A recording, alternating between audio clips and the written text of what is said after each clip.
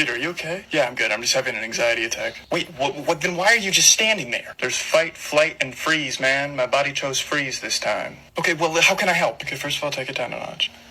And then just get me some saltines and some Gatorade for the heart palpitations. You should not be this calm. That's so weird. I thought you said you had a busy day today. I do. I just got stuck in this weird liminal state of executive dysfunction, aka ADHD paralysis. What's that? It's basically where my brain physically doesn't let me initiate a task or let me do anything. What caused it? Oh, I made the mistake of sitting down. I think that's just called being lazy. No, I wish it was lazy, but ADHD paralysis is like lazy's evil twin brother. It looks like I'm being lazy, but my brain is currently screaming at me 1,000 miles per hour telling me I should be doing things, but I can't. You look sad today. I'm actually sad every day. I just didn't have the energy to hide it today.